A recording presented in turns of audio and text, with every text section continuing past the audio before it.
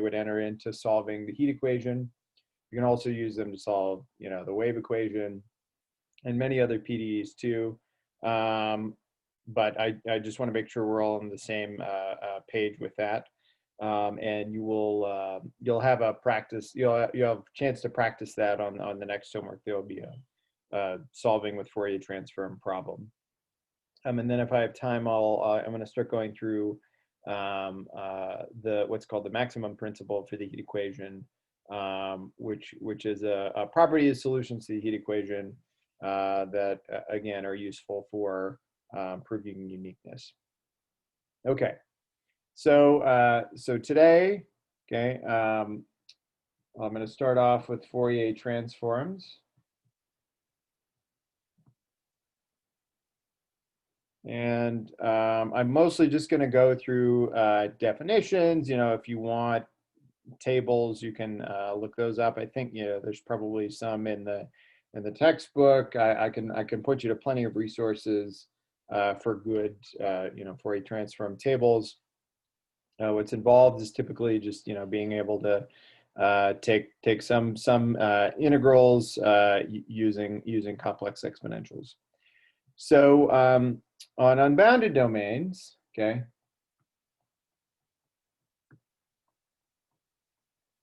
Fourier transforms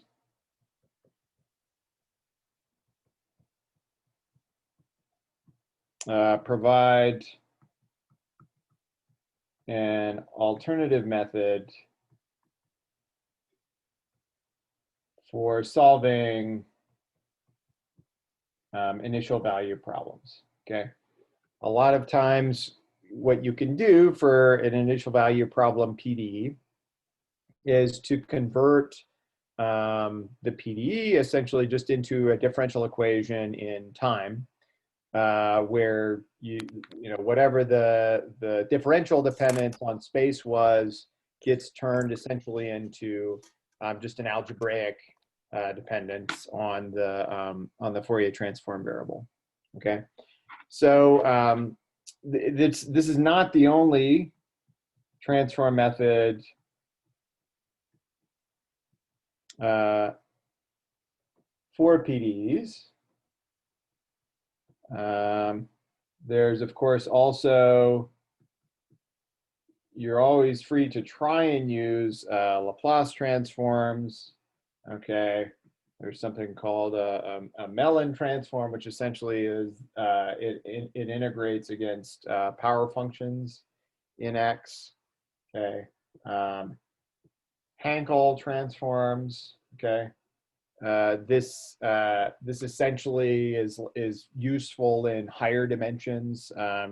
You get special functions that come out like modified Bessel functions and things like that. And then there's also Z transforms. Okay, and these are for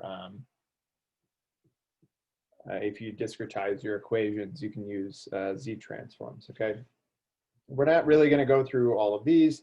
We're just going to focus on the Fourier transform, although remember that there's many techniques that you can use to try and solve any particular PDE, and Fourier and Laplace transforms are common because usually you're dealing in space and time. Okay, so let's just start off with the definition of the Fourier transform. Okay, and so if we consider f of x to be 2 pi periodic to start with, okay, then f of x can be decomposed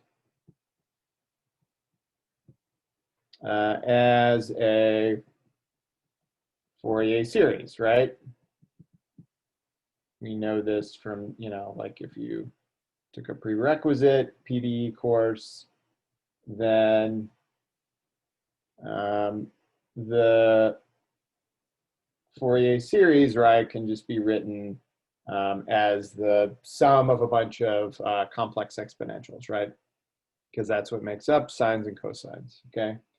Where essentially CK is equal to 1 over 2 pi, the integral from minus pi up to pi. Let's take that as our interval of integration. E to the minus ikx integrated against f. And so ck essentially takes an integer, okay, which I'll call z, right? That's k would be our integer here, and converts this to a complex number, okay? Those are your Fourier coefficients, okay? And so one important thing here is that if f is a real number, or sorry, if f basically takes reals to reals, then ck's complex conjugate is just going to be given by c minus k. Okay, so that you get real functions out of it, right? So that everything can be paired off the way that the complex exponentials are paired off in sines and cosines. Okay, so essentially the series, and we'll return to this later on when we start talking about separation of variables. It maps ck, right, which is an infinite series of coefficients, potentially complex coefficients, to a function. Okay, so this is no small feat. Essentially, you've taken a function and you've represented it as an infinite series of just complex numbers, right? And so this relies on a few things. That it's 2 pi periodic. Okay, you're only going to get uniqueness if you have the right kinds of continuity and everything like this. Okay, but this is a handy transformation to have. But this is for 2 pi periodic functions. What if f is not 2 pi periodic? Well, it's not too much of a stretch to come up with a similar definition for a mapping for Fourier transform coefficients. Okay, so if f is just any old function that maps r to r, okay, and the integral from minus infinity to infinity of f of x as absolute value is bounded, okay? And this need not be periodic now, okay? You can have any function you like as long as it satisfies this. Then the Fourier transform I'm going to define as f hat of k is equal to the integral from minus infinity to infinity. And note there's multiple ways of writing the Fourier transform. I'm going to use this definition of the Fourier transform, where I don't have like a scaling out front of 1 over square root of 2 pi, okay? So the Fourier transform is just going to be the integral of e to the minus ikx against f of x, okay? And so again, I'm mapping f to, which is itself a function, to a function f hat of k, where k can be, again, any number, basically from minus infinity to infinity, okay?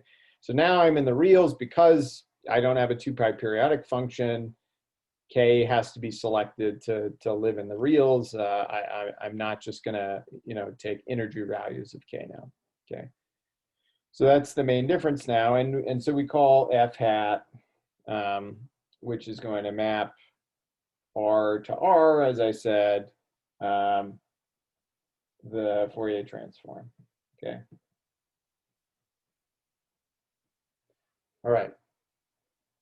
So that's our Fourier transform. How do we, if we have a Fourier transform, how do we get f of x back from that? Well, we need an inverse Fourier transform, okay? And so I'll just write that for this particular case, okay? So to reconstruct f of x, right? We're going to compute f of x is equal to 1 over 2 pi integral from minus infinity to infinity f hat of k e to the I kx dk. Okay, so now we have to integrate against k, and so k here is a real number, and this is an integral formulation of f, right? Why are transforms helpful? Okay, well, because it may be that your problem is easier to solve in the transform space than it is in the original space. Okay, that is the reason to use transforms on initial value problems, PDEs in particular. Okay, the proof of this is I'll just say it's in many texts. I'm pretty sure it's in this the Strauss text, the one of the recommended texts. I can point you to many a text that proves this, but I'm just sort of handing definitions and out in this lecture. Okay, and then I'll make a remark that sometimes 1 over 2 pi term is distributed differently. Okay, as I said, this 1 over 2 pi term, I may have a scaling of 1 over square root of 2 pi in front of the Fourier transform formula, and so then that changes the prefactor in front of the inverse Fourier transform formula. Okay. Now, in addition to PDE, right, there's many other applications, okay, of Fourier transforms, right? It's not just useful for solving PDEs, okay? You may also want it for signal processing, right? So what's signal processing? It's where you typically have some, time series. So here I'm going to use, or I'll use f of t here. And you want to just, learn something about this time series that you've collected from data. So here's time, and let's say we Fourier transform it to f hat. Okay, then what you may see as a function of k in your Fourier transform is that you get these peaks at different values of k. And this essentially reveals the time scales in the data. Sometimes this is called, the power spectrum or something like that. It's a simple, easy to computationally implement transformation of your data that will reveal something about, the structure of the data. Just from a quick pass transformation. Okay, so this would tell you that the most prominent frequencies in your data are given by the places where there's peaks in k. So if you look at what k is, right, if you think of the complex exponentials as being pieces in trigonometric functions, then k is like a frequency, right? K is like a frequency, and wherever you have a peak, then that frequency is sort of well represented in your temporal data. Okay, you could also have spatial data that looks similarly, and you could Fourier transform that spatial data to see which spatial frequencies are most represented. If it's very low numbers of k, that means you have very slow frequencies or sort of wide frequencies. If the peaks are all at very high values of k, that means you have very high, spatial or temporal frequencies in your data. Okay, and you can also learn something about models from this just by transforming them to Fourier space. Okay, so I'm going to do a couple examples and then just sort of talk about how to apply this technique to PDEs. Are there questions so far? I have a question. Yes. So I think this example you've written here, it kind of sounds like that's a discrete Fourier transform. I assume you would have like a finite number of data points of the signal. What's the relationship between the Fourier transform and the discrete Fourier transform? Yeah. So the discrete Fourier transform is going to just sort of be it's going to be, like a Riemann sum. It's going to be a sum instead of an integral in this case, right? Because you're not going to have values of f at all values of x in this case. But the discrete, the DFT in the limit, as you take the mesh size to be small, you will recover the continuous Fourier transform. So So yeah, if so you you can do a number of things to handle that with data. You can sort of smooth or interpolate your data to get a function, and then compute this, or you can just directly compute a discrete Fourier transform, which would be, yeah, it's the sum approximation of the continuous. so it sounds like, is this over a finite domain then? Do we have Fourier transforms over finite domains as well as over the real line? Yeah, right. So right, that's a good point. So essentially, in that case, you can truncate these integrals, sort of in the same way that you would here, right, in order to get 2 pi periodic functions. So yeah, there you're sort of acting as if you have like an L pi periodic function, but just where L is going to be very long in this case. So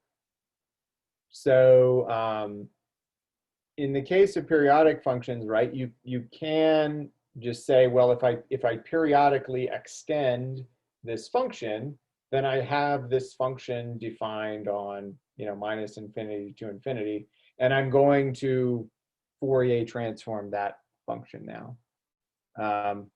The thing that's convenient about periodically extending and then acting on unbounded domains is that usually it's easier to get kind of analytic formulas on unbounded domains than it is on bounded domains.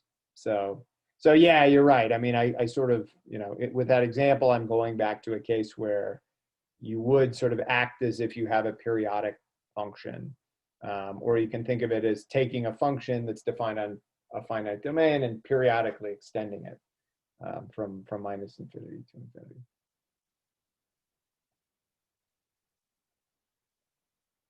All right. Any other questions or comments?